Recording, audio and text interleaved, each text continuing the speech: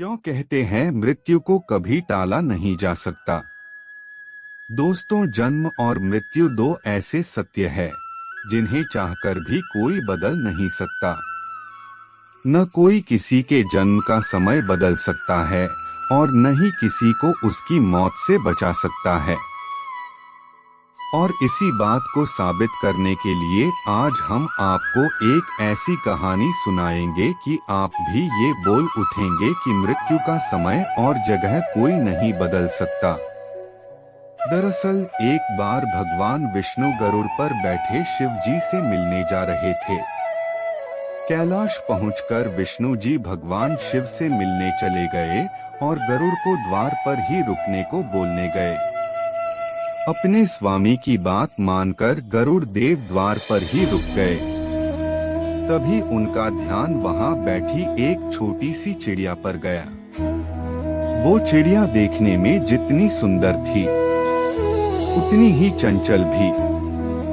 उसकी हरकतें बार बार गरुड़ देव का ध्यान अपनी ओर खींच रही थी। गरुड़ देव उसकी तरफ देखते हुए मुस्कुरा ही रहे थे कि तभी वहां यमराज आ गए। अंदर जाने से पहले वो कुछ देर द्वार पर रुके और बहुत ही अजीब तरह से उस चिड़िया को घूरने लगे। गरुड़ समझ गए कि यमदेव उस चिड़िया को इतने आश्चर्य से देख रहे हैं, मतलब इसका अंत पास ही है। लगता है कैलाश से वापस जाते समय वो इसे यमलोक ले जाएंगे। यमदेव तो शिव जी से मिलने अंदर चले गए, लेकिन गरुड़ देव को ये चिंता खाए जा रही थी।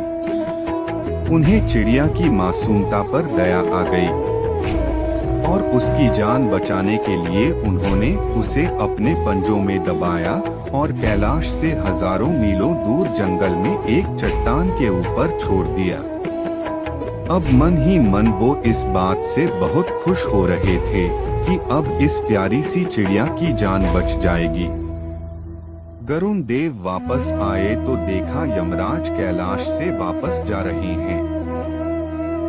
उनसे रहा नहीं गया और उन्होंने यमदेव को रोककर उनसे पूछा ही लिया, प्रभु आप उस मासूम चिड़िया को इतने आश्चर्य से क्यों देख रहे थे? यमदेव ने कहा, गरुड़ उस चिड़िया की मृत्यु निकट थी, पर वो कैलाश में नहीं यहाँ से बहुत दूर एक जगह पर होनी थी। मैं यही सोच रहा था कि ये छोटी सी चिड़िया इतनी जल्दी उड़कर हजारों कोस दूर कैसे जाएगी, पर अब वो यहाँ नहीं है।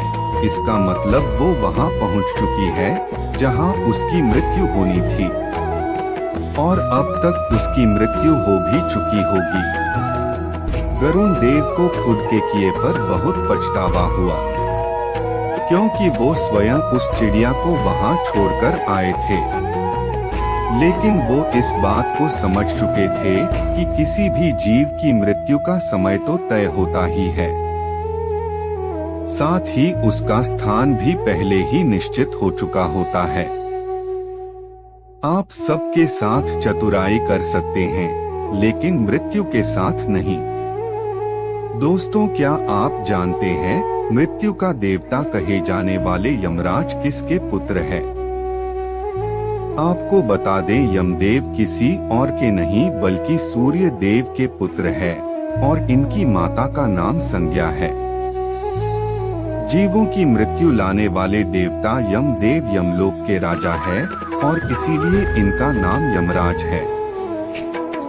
वैसे क्या आपको पता है यमदेव को दक्षिण दिशा का दिक्पाल भी कहा जाता है, यानी कि दक्षिण दिशा की देख रेख की जिम्मेदारी भी इन्हीं के पास है।